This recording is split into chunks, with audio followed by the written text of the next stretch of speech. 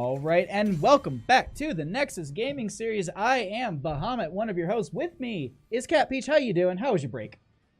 Break was really awesome. I was with you most of the time, so it was a break well spent. Panicking, just sitting here like chugging glasses of water in between. I know, games, just right? like, do we get a game? Do we get a second match? Do we get a second? Are they going to be? Yeah, they're all right. So there was. It looked like we had a little bit of a hiccup with some player matchups. Like supposedly one of the members of a team is in a forest or something. So that's all settled. We got that all figured out. We are back. This is a Division A matchup for the Nexus Gaming Series. On the left, we're going to have Stepdads, and on the right, we're going to have DG Prime. Now, Cat Peach, we were talking about this earlier. Can you give me the stats on some of these interesting results that you can get? I don't know the right word for it, but yeah. What are some of the outcomes that you can get with this game?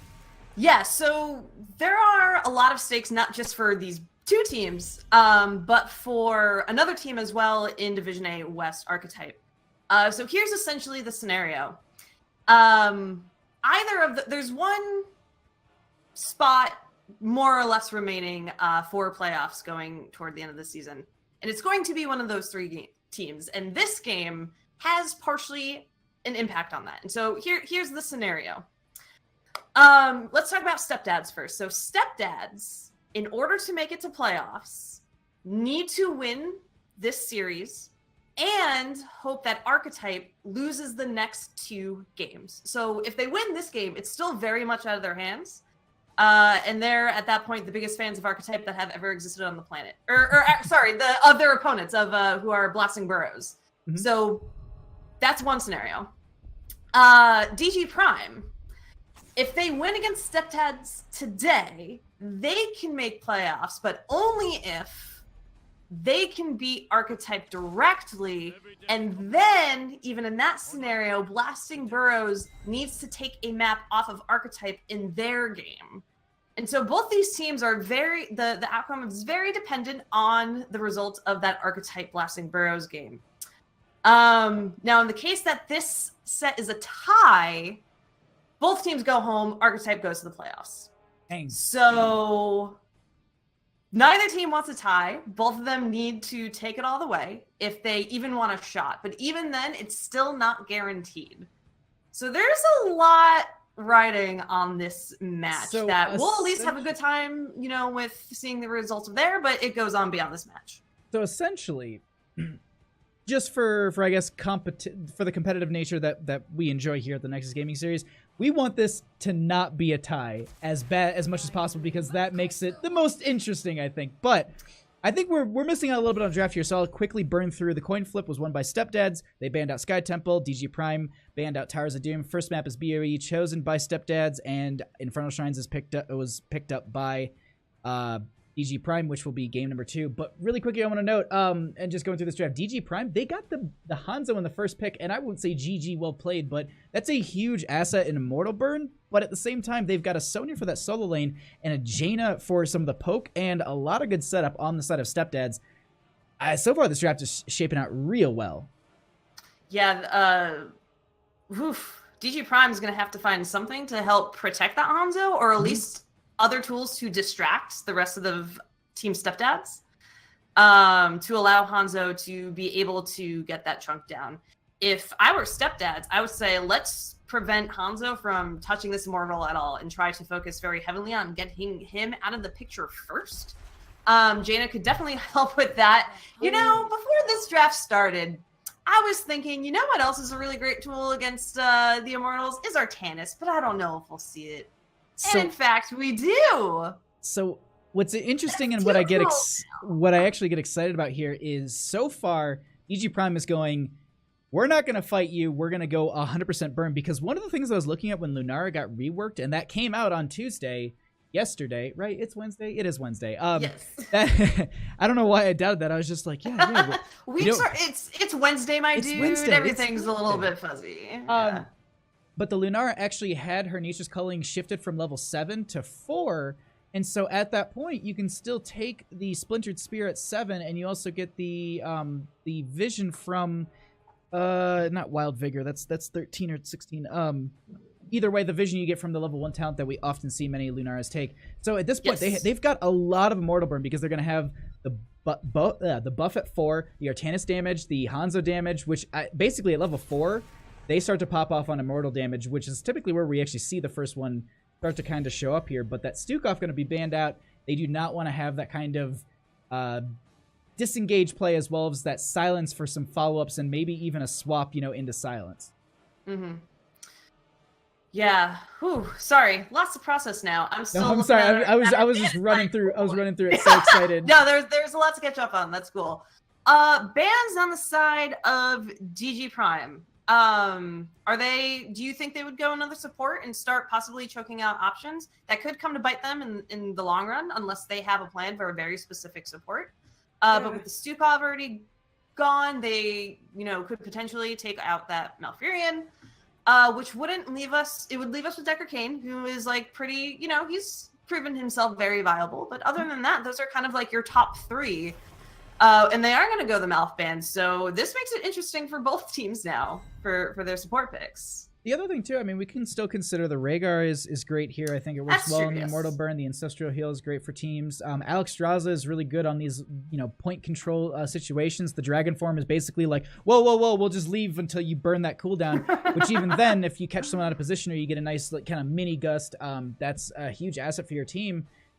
And realistically, at this point on the side of Stepdads, they're going to need to either look at some immortal damage themselves, or they're going to start needing to look at how are we going to continually fight them and deny them the opportunity to go in on the immortal here. And realistically, that's kind of in my opinion, the approach. Maybe you also pick up some burn yourself. I'd say maybe grab the Greymane. It synergizes with the Jaina and the Sonya. Diablo's still available. I think that'd be a great way to kind of get into that backline. So much damage can go out into that Hanzo, and I think that's a good spot. Then they can flex a little bit on their support if they feel comfortable on that. I think that's the kind of the outlier in the situation. We are getting Varian and Kharazim. Kharazim we didn't talk too much about. Do you think that Kharazim really going to be focusing more on diving on that Lunara? Do you think I think the Hanzo might be too far back for Kharazim to safely kind of jump back there, but also potentially an option. There's actually the Decker Kane, as you talked about. There's a lot of good setup with that, too. I like the ETC for the Power Slide Mosh Pit. Or even then you have, Decker Kane with the Stay a While and Listen, then you get a Power Slide in and Mosh Pit on top of that. So a lot of good setup on the side of DG Prime. But the Kharazim, actually, you had mentioned, I think that's really great because maybe it deals with the auto attack nature of DG Prime, because the fact that you do have that block that comes out at level 4 and that really starts to hinder. We saw this in EU. I think it was Dignitas made this really big because Vala was always played on this map. When it was just Greymane Vala, they'd pick up Greymane, they'd have the Kharazim take block. It makes Vala I wouldn't say nullified, but definitely weakens that and mitigates some of that damage. But at this point, they've got their healer. They need no, not even that. They're going to need some immortal damage on the side of Stepdads. What do you take here, Cat Peach? There's a lot of roles to fill, and with just one spot, I don't think you get one hero that can do everything super well. Unless you have, so if you have Varian your Sonya as your main front line, who is that extra damage? You don't. That was it. I was you say we don't need it. We don't need damage here. We just need to know where you are. There is the damage buff. Yeah. But I was actually mouthing Thrall because I thought Thrall would be fairly good into this team. The Earthquake is great for the fights. You have Varian locked down a hero because of the slow. Jaina dumps a bunch of ice. Kharazim 7 sides, or even Divine Palms find them. But Hiranda, interesting. Wasn't expecting that. A lot of good picks coming out tonight. Getting those owl stacks, I definitely see that in Taranda's future, given that there's only so many places on this map you can go. And likely you will be on the Immortals at some point, so that's some guarantee. I'm looking at DG Prime, and between the ETC, Power Slide, and bump, the Artanis swaps, and then followed up with the slows and the roots from Deckard if you get too far. They've got so many tools to protect that Lunara and that Hanzo, who then can follow up on everything that just happened. And so I think that's going to be really hard for Stepdads to break through. I'm actually kind of terrified of DG Prime's draft a little bit, because they've got that immortal damage right up front, and they've got enough tools to protect those who do the immortal damage. So I think that Stepdads needs to play very carefully, and they need to communicate their hearts out. Because again, lots riding on this series. So they need to win this now, and they need to not take any chances. We're going to find out here in just a second as Stepdads are going to be going up against DG Prime. And really quickly before we get into this, Fringe Average, thank you for those 300 bits. Thank you for coming by and enjoying the stream. We notice you as you notice us. All right, as we get into this, Stepdads on the left, we have Bacon going to be on the Tyrande, Adam going to be on the variant at this point, Dr. Holiday going to be on that Karazim, Woozy going to be on the Jaina, and Lee's going to be on the Sonya. And on the red team, we have DG Prime, Krotos on Lunara, X15-2 on the Deckard Cain, the Sigia on ETC, Rowan on Hanzo, and Abdul on Artanis. So we do have the Lunara going into that solo top lane, into the Sonya. I'm curious to see how that will shape up here. We'll try and keep an eye on that. We do have that Lunara Wisp. We can see on the minimap moving around, just checking everything out. And we actually have Scroll of Identify. I cannot remember. Field Study for the Deckard Cain Level 1.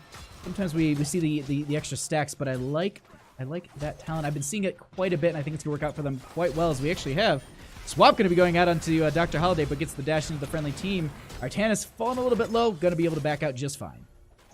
Yeah, I talked about the Artanis swaps a little bit before, from if Stepdad steps a bit too forward. At the same time, also leaves Artanis in a little bit of an interesting position if not used correctly, and as we see, he kind of got chunked down there.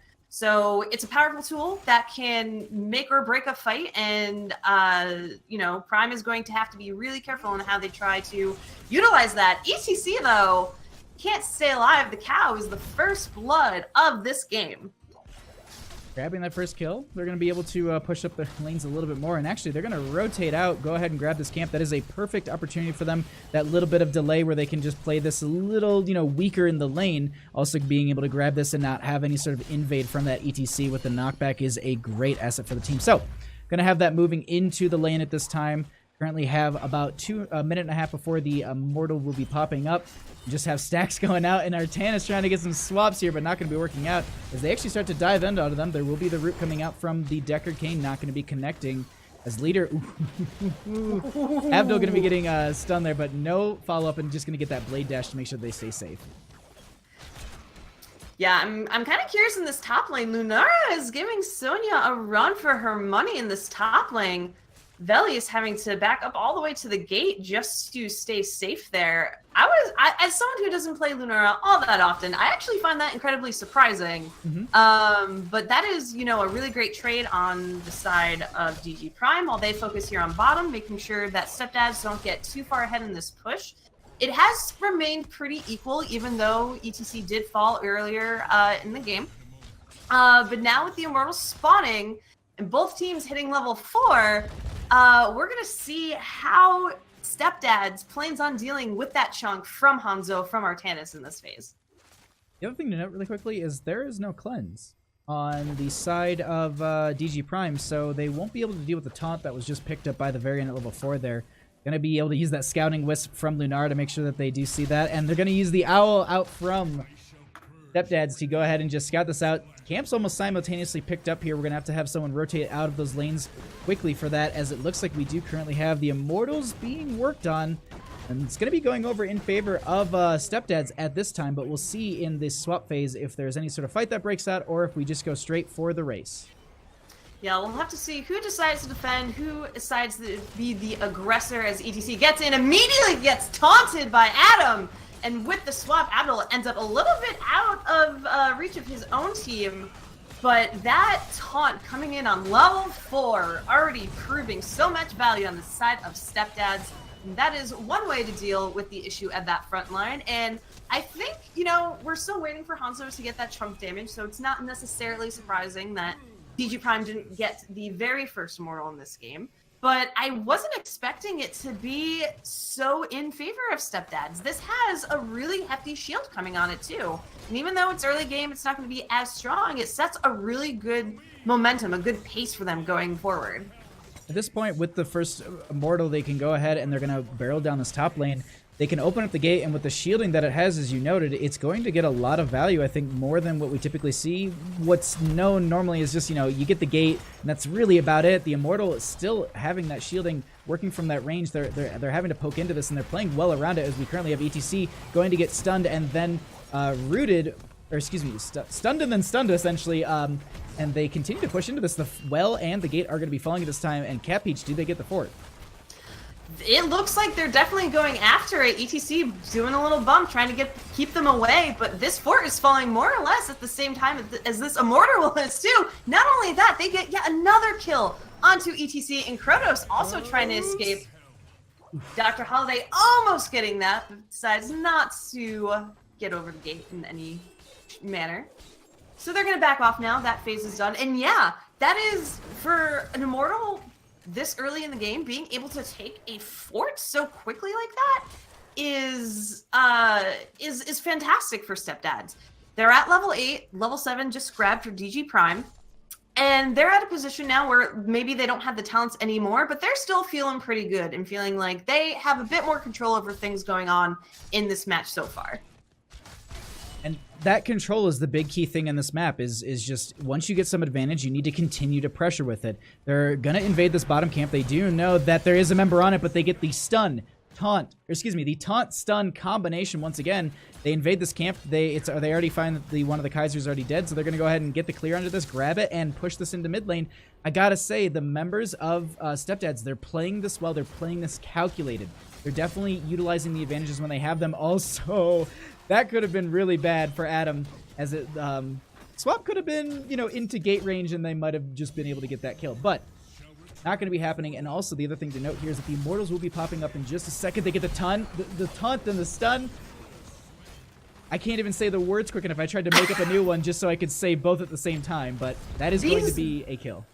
These taunts from Adam are beautiful, and the follow-up from the rest of the team is their communication is on point. As soon as the taunt goes out, they have the cube coming out from Deckard to help with the slows, Tirana coming in with the stun as well, and they just focus on getting those targets down, which has now given them the advantage of level 10 going into this Immortal. And we talked about, this is where we thought, Hanzo would pick up that level 7 talent. Are they going to take this bottom fort as well before this Immortal even starts? I definitely think that they're looking for it. They want to just continue to have a nice big experience buff. But here's the thing. The members of DG Prime are just like, take it. We don't care. We can't fight you. We can at least burn down this Immortal. But here's the thing at the same time. Valise was sitting there as Sonya just doing work. And it looks like in this situation, they're going to posture around it with 4 members, send their Sonya off.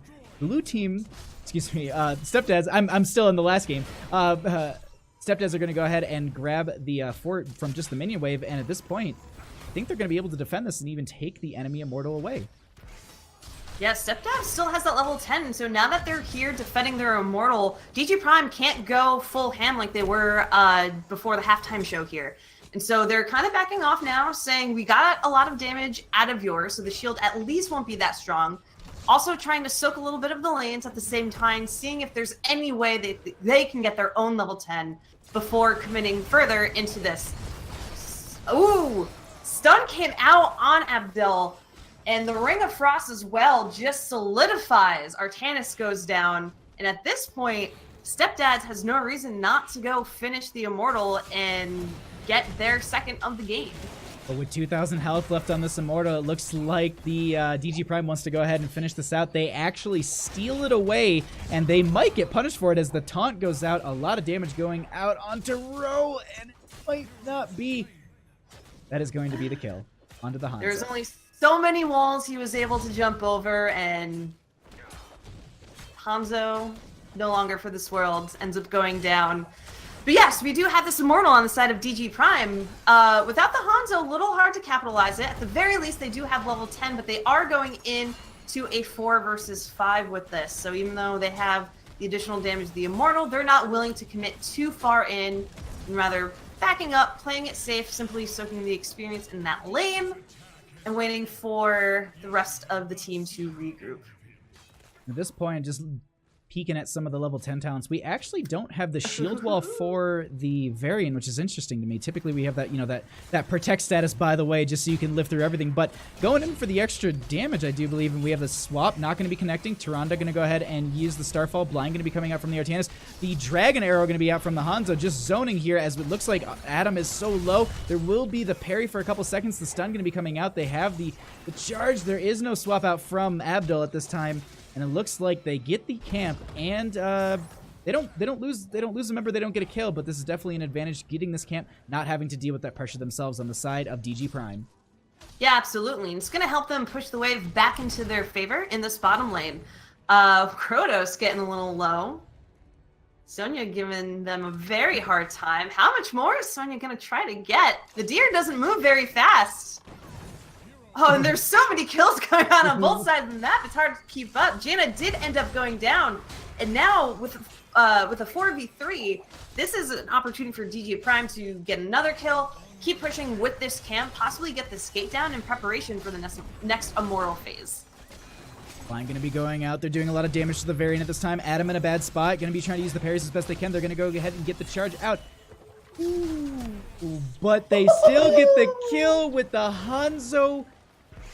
The Sonic Arrow getting the kill. That is actually the second time I've seen that today. I actually was watching Haloran streaming, and he actually got killed by the Sonic Arrow. No, was it? No, I think it was actually it was someone else he was streaming with. But it's yeah, that is going to be the Sonic Arrow confirming that kill onto the Kerosene at this point, and they should be able to invade onto this and just kind of pressure. But it looks like they're going to go ahead. ETC will get taunted. They're not going to follow up on the damage onto that, and they're just looking for a mortal burn on the side. Stepdads and DG Prime. Yeah, ETC seems to now understand how easy it is for Stepdads to focus him down, so it looks like he's trying to play a little bit more safe. He did kind of go in there alone on his own, but he's starting to beef up a bit more. But as I say that, he gets taunted again and immediately gets out of the way. And Stepdads taking down this Immortal. Actually, no, they did. This is yet again a very close call, and DG Prime getting the next Immortal, the third one of this game. Still looking for level 13s. Not a lot of shield on the Immortal, but as it starts to scale, this will start doing a lot more damage. You're going to see Abdul clearing up this bottom lane while this Immortal phase starts. And with just about an 800 shield, yeah, they barely snuck this out, and they'll be able to push up the top lane here. And as you perfectly said it, it's going to scale. They've got 13s from that side push and from the Artanis in bottom lane, but the thing is, this thing is getting burned down so very quickly on this from the members of Stepdads here. As it looks like they save their fort, lose their well, but at this point, nothing more than just that. We see Artanis hiding in the bush. It's hard to say if he showed anywhere on the map as he was coming up from that bottom lane, but I think Stepdads is being very cautious. But it looks like DG Prime trying to go in for the gank. Felice caught in the middle of stuff. But ETC ends up being the first one to go down in this fight. Sail Wild Alyssa did come out, followed by the Dragon Strike, taking down much of the health bars on the side of Team Stepdads. Poison onto Woozy might be enough, and it looks like that will be Jaina falling to the poison. That is also going to be the Variant falling in this situation as well.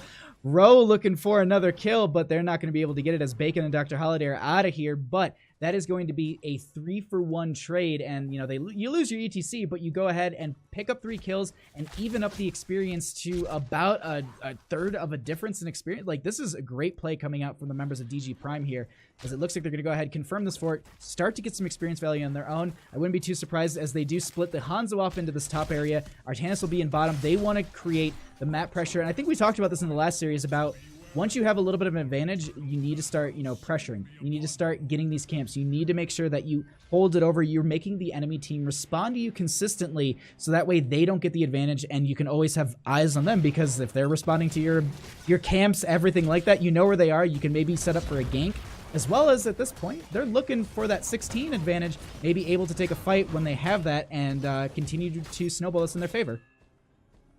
Yeah, and DG Prime is definitely keeping the pressure on here in this first game of this 2-game series, and we're going to have to see if they can get their 3rd Immortal in a row. Both of these are chunking down extraordinarily quickly. Both teams are really hungry for this next Immortal.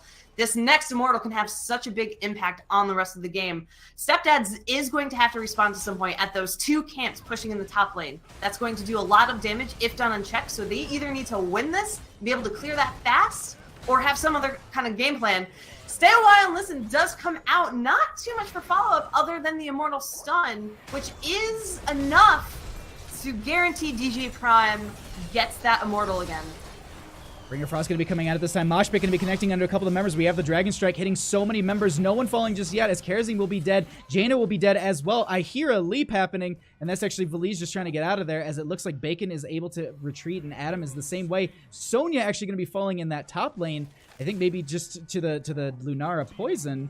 I do apologize for missing it, as it looks like we also have the ETC coming up into that top lane. They want to split their assets here and get 2 keeps, as well as, you know, utilize the 17 to 15 advantage that they have on the side of DG Prime. I want to talk about that last fight real quick, because 2 fights ago over the 3rd Immortal in the game, we saw Stay a While Listen come out. Krotos going down, pushed a little bit too far with that top lane. Bacon was extremely low, though, from those minions.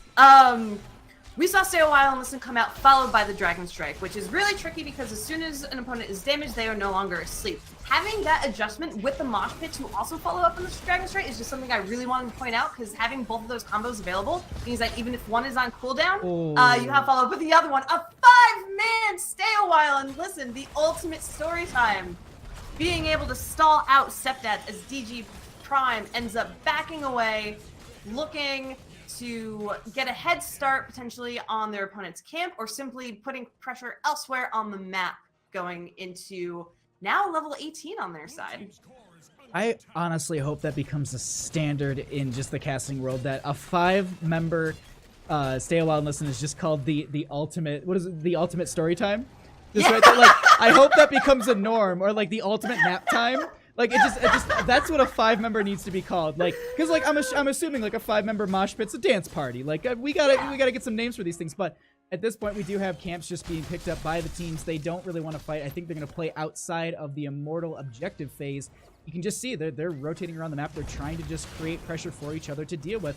This is kind of the safe play, the slow play that we see this kind of late into the game. They don't want to take anything too risky, but the nice thing about having the Lunara is the ability to scout out the enemy team with that Wisp. They do know where they are. They know that they can make these rotations safe, and they can get these clears, while the other team, not so much. They're kind of just like, they could be in these bushes. Oh, we found a Wisp. I think they're looking for a kill before this next phase starts, for sure. I don't know if going this deep in is really the way to do it. The taunt comes out from the Varian. Sonya leaping in. X15 ends up going down. The Stay a While gets interrupted, and Stepdad's able to step out of the Dragon Strike. Sonya ends up going down. The Ring of Frost also coming out. There was so much happening behind it. There's going to be the leaping strikes out from Lunara, getting the kill onto the Jaina there, but unfortunately they respond with that Tyrande kill. Meanwhile, though, top lane, they're going to need to deal with this camp and these 3 catapults. Someone needs to go back quick. Dr. Holiday looks like they'll be the one. The only one left currently to do some damage to this Immortal is the Tyrande. It looks like the members of DG Prime will have an easy time getting this first phase of this, while Dr. Holiday is going to get the clear onto this. And I got to say, these catapults, 17 minutes in the game, they are chunking. And actually, Dr. Holiday not hitting the catapults just yet, and they're just, oh, wow. That's...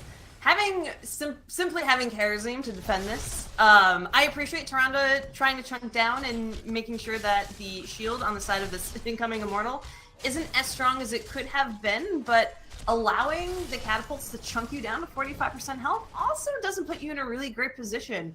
And Stepdads needs to defend their heart out in this next fight.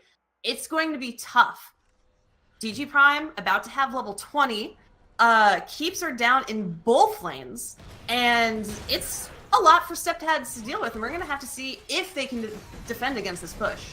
Did have the leap out from the Sonya. We currently have a couple members getting in the Stay a While and Listen. Woozy going to be able to get out of there. The Ice Block already going to be used. The Ring of Frost going out. Artanis will be the first one to fall here. We currently have a brawl happening, but here's the thing. Bottom lane is getting pressured in. We currently have the cleanse going out onto the Sonya there, I do believe, and it onto the Jaina, but it's not going to be enough. They chase in onto the Lunara. They get the counter kill onto the Deer, and that is going to be the Dragon Arrow going to be going out onto the side of a couple of these members. But here's the thing. Immortal catapults. Stayed too long. They stayed way too long, and that is going to be game number 1 going over to DG Prime. GG, well played. You stay too long, now your keep is gone. Ourselves on to... I'm that one. Got it. Got it. But really quickly, just to catch everybody up while we get into the ban phase here. Coin Flip was won by Stepdads. They banned out Sky Temple. Towers of Doom was then banned out by DG Prime. First map was Battlefield of Eternity, chosen by Stepdads, won by DG Prime. Now we're going to their map choice, which is that Infernal Shrines, a thematic night on the Diablo maps here. And I gotta say, do you respect ban some of those things out? Do you take out that Lunara? Do you take out that Deckard Cain? Or do you just kind of play it safe and take out maybe something that's strong on the map or strong just in general by current meta? I think some of the picks from DG Prime, at least, were they were good, but I don't think necessarily strong enough to warrant this first ban pick from Stepdads. Like, we talked about the Lunara, you know, is that a ban? Is the Deckard ban? But when you think about banning those so early, it doesn't really seem right. And there's not really, I think, enough precedent, you know, even though it's one game, you know, in a 2-game series, and that's all you really have. You still have to kind of go statistically, either generally what your opponent is playing or what is popular in the meta in you know, with Nexus Gaming in this division, maybe overall through the game at some point. So we're seeing a similar Medivh Maiev ban like last game, like you alluded to, Garrosh pickup on the side of Stepdads. And I like this. Quiet alerts. Oh, I apologize that the alerts are too quiet. I'll have to turn those up. I did not know that. Thank you, Reoccurring Fear. How are you doing, by the way? But yeah, that Garrosh pick I think is really strong. The displacement you can get from him is huge. I wouldn't be too surprised to maybe see a Junkrat picked up on either side. I think that's a very strong asset for either team to have. The poke damage that can come out is really beneficial. The Riptire is a great zoning tool, as well as kind of a finisher in some situations. If you can't chase someone that's a little bit low, you've got that Riptire. It can jump over walls. It can chase anyone down so long as you don't interrupt, silence, or stall the Junkrat. And I think you can actually silence the tire, which will kill it immediately. Yes, you can. And we do currently have a Stukov available. I wouldn't be too surprised to see a Stukov start. I honestly, personally just say, DG Prime, you go into the Stukov Diablo right at the start of this draft. I was thinking the Stukov very much as well. When you mentioned the Junkrat, I was like, well, do they take that in the 2? Ooh. Against everything that we have said, they end up bringing back the Lunara and the Deckard Cain. Wowie. Yeah. Okay. Heavy prioritization. It's risky. Again, this is playoff life that they're now competing with DG Prime, and starting out your draft with a Deckard Cain and a Lunara is making a statement in your confidence. At this point, I would personally like to see Stepdads go into a very dive. They need to get into the backline. This early with these two heroes, they need to figure out a way to shut down Deckard Cain in that backline. Medivh's taken off the table. That's typically what we've seen as an asset of, you know, like when Chromie kind of had a big burst on like Tomb of the Spider Queen, I saw a lot of teams picking up the Medivh to literally deal with. They go, we would just portal in, we kill her, portal out, and now they can't do anything. So they need to find a way, and I personally think like a Genji would be strong here as well. They're going to grab the Sonya and the Gul'dan, so they're just going to prioritize the strengths of the map. They're going to go ahead and say, we want clear on the shrines on the Skeletal Defenders. We want a strong solo laner for all of this, as well as someone strong in the shrine while the rest of us push. And Sonya can do that, and so can Gul'dan. And I gotta say, it's strong start for the members of Stepdads, actually. I wish you can see my face with that Ariel ban, because I looked over and I thought it was the reaction to me saying this is a great draft, and I'm like, oh wait, no, it's probably to the Ariel, because I was just like stop talking. I was like, why? I'm judging you, Bahamut. I'm judging you and the calls that you're making. Obviously, no, yeah, the Ariel ban. I wonder if maybe this is something that Stepdads has run before, if maybe there's a very specific reason, some weakness that DG Prime knows on their side that they think Aria is strong, but that wouldn't have been an obvious pickup for me, to be honest. I would have thought Stepdads might go into something like the Malfurion. You have roots that help Gul'dan focus a target with all that spooky stuff he does. The Gul'dan pick is also very interesting. So what I'm thinking that it's, I mean, this is an old synergy, but Ariel and Gul'dan, I mean, Gul'dan was considered a great battery, and that was actually something we would see on Towers of Doom, if I'm not mistaken. So I do like that synergy. I don't think it would be the priority, because as you said, Malfurion is a great healer, and I think that would be the choice. But I do like the ban on the Diablo here. It's a strong map for Diablo. There's a lot of great tight corridors that Diablo just absolutely excels in team fights in those situations. And Decker Kane dropping the root underneath as well. It's a lot of really good just setup for that Diablo. But at the same time, I mean, this is a map where we can see Arthas being played here. I think that's a great choice as well. I mean, there's some good siege potential with that. There's sustain with that. You've got some flexibility at that 10. It would work well with the current composition. And then on top of that, you can grab your... you could grab some Shrine Clear like a mage and then flex on your last pick as a main tank or a... well, they already kind of know what they're going to be going into for the solo lane. I'm just trying to say you can play a little bit of a mental game because Arthas could be the solo laner or the main tank. So that's why I'm thinking you might be able to flex on some other stuff. But oh my god! Can you type can you type in chat really quickly that Muradin skin's banned? Yes. I have to try and call him as quickly as possible. That is fine. Yeah, because like I can't see chat, and I can't even type in it. All good. They were pretty good at policing that. Oh no, that was last series. Sorry. Oh, you're good. You're good. So yeah, no, the Kael'thasad Muradin here. What? Yeah, right? Kael'thasad. I mean, all right, so he knows it's good. We're good on Muradin skin. No one is getting banned for skins. I just don't have to read it louder. I think, okay. Level 10 hits. DG Prime now has this beautiful global to just throw on the shrine and start fights that way. Like, that is terrifying. Muradin is... I feel like we forget about him sometimes that he still exists. He's a brawly boy. Yeah, he's brawly. He's solid. He will throw himself in there. We're getting Alexstrasza and Kael'thas from Stepdads. So this is something. I also really quickly reoccurring fear. He was actually joking about the he was scolding the alerts, and I was just like, oh, okay, so they're not too quiet. Cool, I don't have to mess with that either. But you're fine. So this is actually interesting. I like the Alexstrasza for the point control. I think that is we talked about this in the last draft. The dragon comes out, most teams just say like, whoa, we'll back off until that cooldown's done.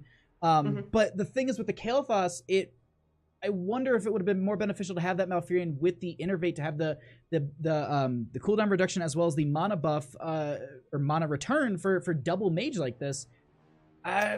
I'm a little worried about this, but we get a Chen. We get a Chen. We get a Chen. Wow. All right, Chen. He's gonna be able to bump right in there, drink some stuff, stay alive, hopefully outlive that Dragon Queen potentially. Or at the very least, if we see barrels coming out from Jen, able to disrupt that a bit. But wow, Muradin Chen into double mage. Let's find out about this. Woo-wee. This is exciting. We've gotten some really fantastic drafts. Although we didn't get to talk about the potential of Probius on this map, given that he can very well set up around these shrine phases, and with Warp Resonance be able to blow those skeletal defenders pretty quickly out of the water. You get Pylon Overcharge on after that. You can even, like, if you wanted to, go cannon build, because you're going to be team fighting a lot anyway. You're going to have to be there, so why not capitalize on the rest of your team getting kills? This has been your Probius masterclass for this match. We have to do it once. We have to do it once every single time. Absolutely. I'm not going to shame you for it whatsoever. The one thing I want to note really quickly as we're getting into this, anytime I think Decker Kane gets a root, I feel like that is going to be just stacks and damage coming up from Kael'thas. That is going to be worrisome. But let's find out how this plays out with Stepdads on the left here. Bacon going to be on the Kael'thas. Woozy going to be on the Gul'dan. Dr. Holiday on the Alexstrasza. Adam going to be on the Garrosh. And Valise going to be on that Sonya. And the red team, DG Prime, hoping to get into the playoffs after winning this series, hopefully. We've got Kratos on Lunara, Visija on Chen, Rowan on Kael'thasad, X15-2 leader on Decker Kane and Abdul and Muradin. All right, we get into this, and we currently have the Lunara going back up into that solo lane, but we have all 5 members on the side of Stepdad's going to be going ahead. Gonna want to brawl this out in mid. We'll see how this works out. I have not casted a Chen game in I don't know, ever? Ages. I don't think I've ever casted a Chen game, to be entirely honest, so this is going to be a great first for me, and I am really excited. I really am enjoying this Lunara top lane. Now that Sonya is finally responding, we saw this last game. Lunara can give Sonya a really hard time, so being able to get a head start on this clear is really great for DG Prime. But the rest of the teams are going to let them do their thing as they start to test the waters here now down at the bottom lane, seeing who is the aggressor and who is being aggressed in this series. The other thing I'm going to note really quickly, too, is we actually have a change onto the Sonya level 1. Last game, she actually took block, which would mitigate a little bit of the damage that's going to be coming out from Kratos. You know, those auto attacks are going to be blocked. I think you get 2 stacks, and so you can kind of have that up and just not as much damage coming into you. But at this point, they do have that war paint for the extra sustain. So I'm curious to see if it will be benefiting them enough here, as it looks like in top lane they're going to have to back off a little bit. Kratos pushing in fairly hard.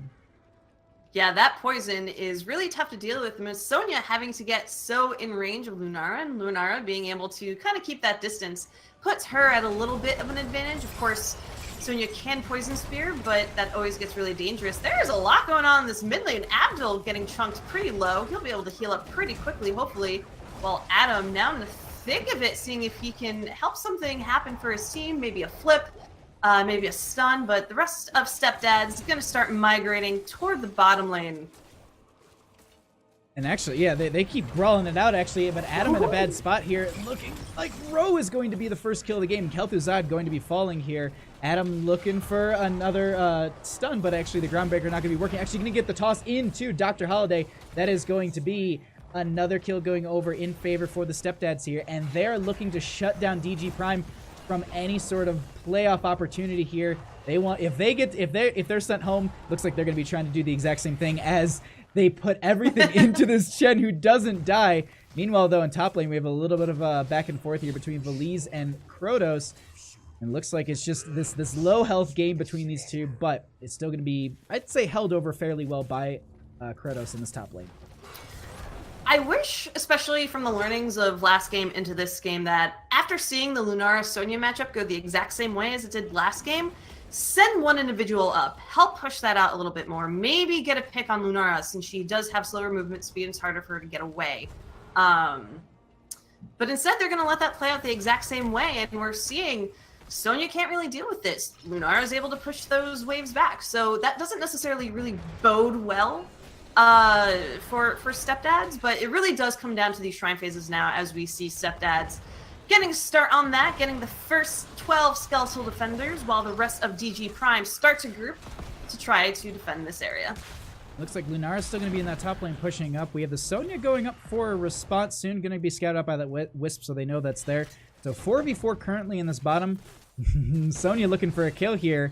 And I don't think they're going to be getting it, as Lunara does have that little bit extra range. No spear going to be coming out, but this is going to be the first Punisher going over in favor for Stepdads. They get the heal from Alexstrasza, and they continue to push down bottom lane. I forget if we've actually already seen Dragon Queen come out. I don't think we have. I wonder if that's something that Dr. Holiday will end up pulling out to help give a little bit of room to this Immortal. Ooh, this Sigia! Getting dangerously low, no amount of drinks can help keep you alive when the entire enemy team focuses you down. This Immortal now heading to this fort, and Stepdad seeing how far they can take this push. And they actually get the toss into the Kel'Thuzad at this time. Gonna go ahead and get a combo out, but that is not going to be enough, as Decker Kane gonna try and get that healing out, but it won't be enough for the Kel'Thuzad. Gonna be falling here. The Punisher does fall, and they continue to push down this bottom lane. They get the fort, leaving the well. And I do want to note, I don't know if it's a pet peeve of mine or just something to note, always take out the well. It's the lane sustain. It's definitely something that a team benefits from. If the next Punisher is somehow in the bottom by RNG, they do have that ability to tap at the well, go back in for the fights, and it's just a little bit more sustained, as well as in rotations in these lanes, being able to just stay in longer. It's little things like that. It just gives you a small advantage in this game. But either way, they go ahead, they grab this camp. Lunara just going to be hearthing in the top lane. Lee's getting them fairly low, it looked like. And overall, it's just going to be rotations until the next Punisher. We're starting to see Stepdads get a lot of control over this map. About half a level experience lead. We're already seeing them pressuring that bottom lane. They got that first fort down. This is forcing a rotation out of DJ Prime to go deal with that camp while they're able to now pressure elsewhere on the map. If they wanted to get a second camp, they could, although it looks like that Wisp is keeping an eye on it, so maybe not the safest mood for Stepdads to perform. Flip comes out onto the Chen, and it looks like we're going to have a fight in mid. A little bit of a brawl busting out this time. Dragon form going to be used by the Alexstrasza. We do get the root out from Deckard Cain at this time. No follow-up. They just go ahead. They said, dude, there's the dragon. Let's back off. They do have a chain, I think, going out onto a couple members. A lot of damage going on into Abdul there. They have the root going out onto Kael'thas here. But the Pyro Bomb is just going to be... spread you a couple... Chain Bomb is going to spread you a couple members here. They back right out. They actually get the Gul'dan pulled in here. Abdul going to be jumping in. They actually get the toss and root. A lot of poke damage coming out from the Kael'thas and the Gul'dan here. No kills on either side just yet. Level 10 is about to hit, but also good to note is that the next Shrine phase will be for an Immortal that goes through that mid lane. Stepdads now has that first gate in front of that fort taken out. And so if they're able to secure the second Immortal, that is a head start on being able to take out additional structures. And so that's something DG Prime has to be extremely careful about. At the same time, they can't get too greedy too soon. They need to get that level 10. Stepdads sniffing out that they were getting that camp, seeing if they can get a pick of their own. Looks like everyone's going to make it safe just for now. But yeah, before this can be really contested, DG Prime needs that level 10, absolutely. I mean, without it, at this point, they're just going to get pushed back by the members of Stepdads, as it looks like there is going to be the toss onto the minion, so they can just pull it closer into the team, get it burned down quicker, and continue to push top lane. But 10s have arrived, and it looks... I'm just trying to keep an eye on any of these. Is anything out of the ordinary? We get the barrel from Chen, the greatest ever. It's going to be separating some of the team here, as it looks like Kael'thas will get some damage out onto the Kael'thasad. But overall, it's going to be the members of Stepdads jumping onto the shrine. They're going to be holding this over fairly well until the Lunaran team can get in and fight this. Yeah, Lunara taking Leaping Strike as well, so that's going to help her kind of bounce around, maybe have more tools to deal with. Dr. Holiday and the support on the side of Stepdads. Cleansing Flame is going to come out first, however, and Abdul getting extremely low, tries to get away from the team. Fear comes out from Stepdads. Abdul ends up going down, and DG Prime starting to lose their foundation here. DG Prime actually falling a little bit apart. Also, that Pyro Bomb coming out and gonna go ahead and get the kill onto the Deckard Cain there. And just almost a full health Deckard went down to, I'd say, like an 8th health. And then Murden was just like, oh, I'll just auto-attack you a couple times and you'll be falling here. But that is going to be the second Punisher of the game going over for Stepdads here. Coming back in game 2 and just wanting to deny DG Prime the opportunity for playoffs here. Chen gonna be tossed, and that is going to be a dead Panda. No more drinks for him, at least in this life.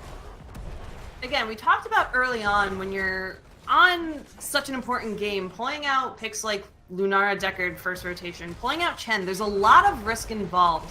And we're starting to see the downside of that. It looks like that the synergy with this team isn't really hooking up necessarily so far for DJ Prime. And perhaps they just need a moment to find an opportunity to reset. Tom comes out of Murden, he's going to get pulled back in, and he's going to fall to Kael'thas. And that is the opposite, actually, of what you wanted in order to take a breather, maybe reset, find an opportunity to get level 13. But Stepdads is being extremely aggressive and not allowing them to do that. And we can see it right here. They're trying to...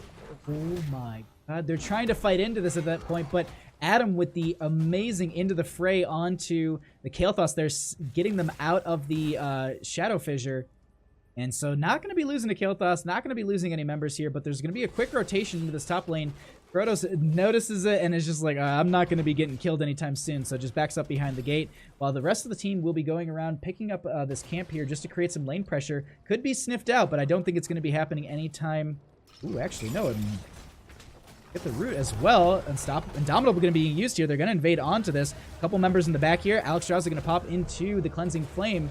Going to be getting this heal onto these members, but so many of them are still just full. They don't really need it, as it will be the Pyro Bomb going out onto leader, and that is going to be the Pyroblast not doing enough to get the kill. Cooldown is initiated, and they continue into the lanes for clear and rotations. Before this, I was about to say, at least DG Prime has their lanes more or less pushed out halfway, but with the take of that camp now, that mid lane needs a lot of attention not to get pushed out too far. That bottom camp now being grabbed on the side of Stepdads, also going to add additional pressure. And the one kind of equalizer that they had pre-13 is now gone. Taunt coming out, Sleepy Time coming out from Decker Kane, but he's going to end up getting attacked by Adam. He's going to end up running away. Dragon Form is out from Alex Straza. And at this point, Stepdads guarding this camp, seeing how far they can push it, while the members of DG Prime decide not to engage too far. Krotos getting a kill on Sonya sure helps with that top lane pressure. I don't think Lunara has left that top lane all too much this match. Not really. There's been some joining of the team during these Punisher phases at the Shrine, but at this point, getting that kill into the Sonya definitely will be able to push this lane up a little bit here, but I don't know if they have the mobility for this, as we kind of see the members spreading out for this. Maybe looking for a leaping strike, but it's not going to be working out here as they leap right into the wall. That is going to be the Lunara getting bodied in top lane as the top lane Shrine is going to be activating. They will be spawning roughly at the same time as the Shrine, but that is going to be an advantage for the members of Stepdads. And hey, Hunk Hunter and Archangel, thank you guys for the bits. I will resend those after we get out of this game. Stepdads starting to eat some venison before this next infernal shrine phase on this map.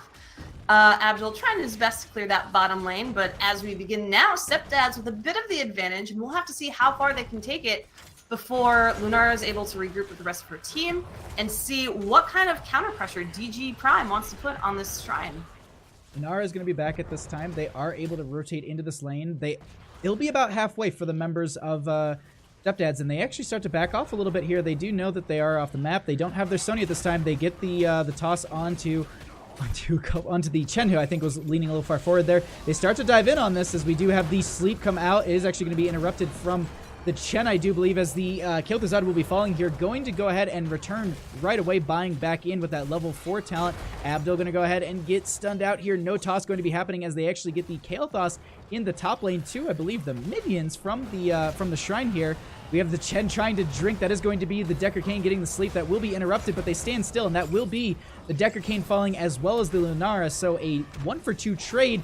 There is going to be the Shadow Fissure coming out, not getting the kill they're looking for, and Adam is going to be anchoring for the friendly team as the rest of the members will be getting the clear onto the Shrine, getting the third Punisher in their favor, but they lose the Garrosh at the same time. There was so much distracting DG Prime from doing anything on that shrine itself, and we also saw Decker Kane throwing out what almost seemed like the sacrificial stay a while and listening, letting his children run from the fight while he takes the brunt of the blow after that story is over. But for now, we have Stepdads pushing in this top lane with this Immortal, and with all 3 forts down now, their eyes are going to be on the keep. 2 cooldowns are down on the side of DG Prime, as well as Stepdads. Both have plenty of tools in their arsenal to deal with the other. Have someone maybe get a little bit out of position or commit too far. But Stepdads now trying to retreat, and DG Prime saying, no, we want to keep you around for a bit. Oh no, Woozy, the Horrify not going to be going... Actually, the Horrify going to be going out there.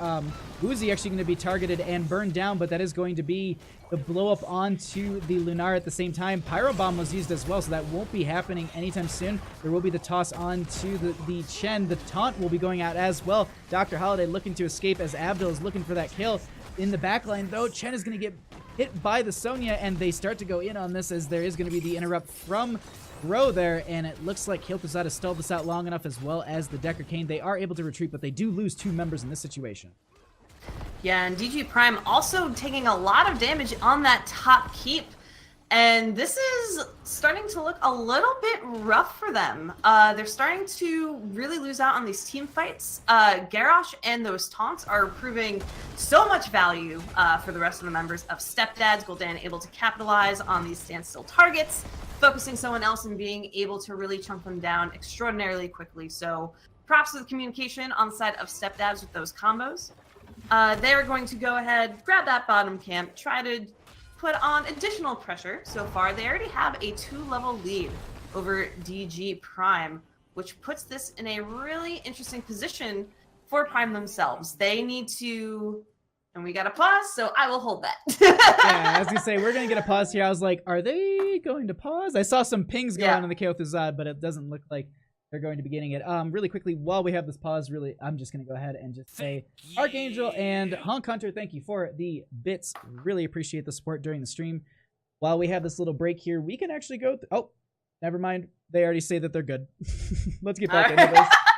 As soon as it starts, it is over. Get back into this.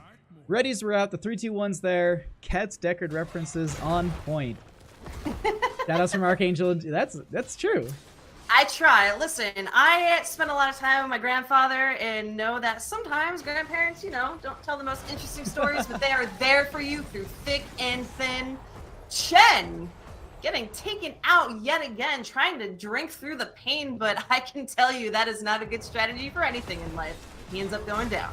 And the panda, yeah, the sad panda will not be making it. And that is going to be actually Shadow Fissure going to be used there. Going to go ahead and just kind of separate them for a hot second, but it's not going to be getting any sort of delay or kill that they're looking for. They're at this point, they're going to need to do their best just to turtle up and play this from the range that they have. Chen not going to be available for the next 14 seconds. They know this on the side of Stepdads. The next Punisher is going to be mid, but they say catapult pressure in top lane is going to be the pause that we were going to get actually. Oh, hi, pauses. Hi. Looks like they're going to be pushing into this top keep, but we'll be getting into that. I take a shot every time Baja says anytime soon. Anytime soon. I'll play this game that too. That would be now. A dangerous game, my friend. I'll play this game, Hollis. Did I ever tell you about the drinking game I came up with for playing Heroes of the Storm? If you die. Well, what part of it's if you die? Because then I just play Lost Vikings. If you die was definitely one. There was also like if someone on your team died, it was something else. If your enemy took your camp, there were like a lot of things, and we got really aggressive, and it's a lot of fun. So I recommend if you are of age, responsibly coming up with your own Heroes of the Storm drinking game. And if it's here at the Nexus Series Games, then all the better. Absolutely. Actually, no, I know that there's some teams that they're not playing this season, or they take a break, or they're splitting off into other smaller, or not smaller teams, just splitting off into other teams themselves, and they're just like, yo, can we get 10 and can you like drunk cast? And I'm like, I mean, that'd be interesting. Like just my camera work will be shoddy. I mean, it's in the mid range right now, but we'll be just kind of flying across the map as I just pan, and then 90% of the time I'll probably miss all the kills. So yeah, let's totally do that. We actually have the readies coming up from both teams. Let's get back into this. And let's get back into this. 2 levels down, DG Prime. Can they turn this around and still have a chance of making it to Season 4 playoffs for the Nexus Gaming Series? They've got options. They need to close that 20 gap. It's inevitable. They're going to have to deal with any sort of fight into the 20s that they have on the side of Stepdads. So at this point, they can just rotate around, get anything they want. You can see they're going to go grab this camp. I wouldn't be too surprised to see them rotate around and just create other map pressures. I'm just kind of checking out some of the camps. Most of them are at about the 130 mark, and we do have the next Punisher popping up in 30 seconds. I would say that's going to be their priority.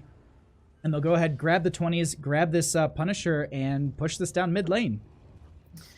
Kel'Thuzad cleaning up a little bit in the top lane, making sure that doesn't get pushed out too much, but it looks like Stepdads, are they just going to skip the shrine altogether and try to backdoor this? Are they looking for a pick right now, assuming Kel'Thuzad was up here? They can't find anything, so they're going to back away, but that could have been an interesting gank on Kel'Thuzad if he stuck along longer than he needed to.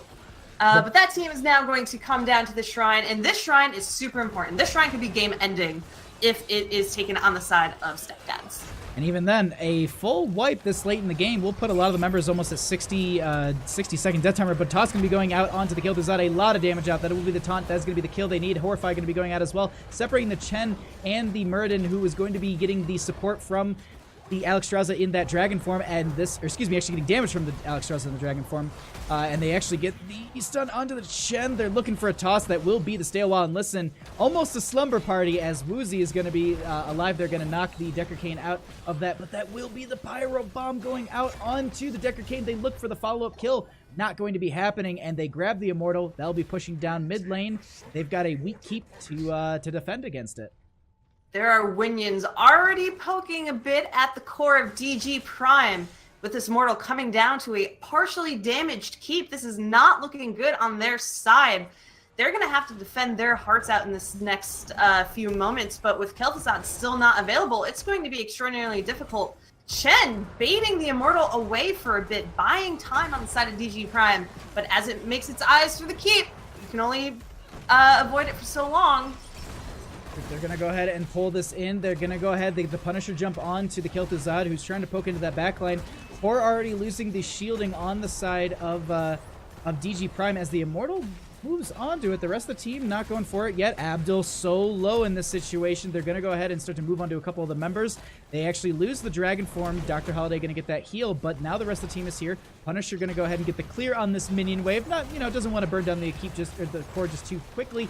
Decker Cane getting some sleep onto a couple members of Horrify coming out as well. Huge taunt, and that is going to be the Deckard Cane falling in this situation. We do see the core falling, and that is going to be Stepdads taking game 2 off of DG Prime, tying it up. GG, well played.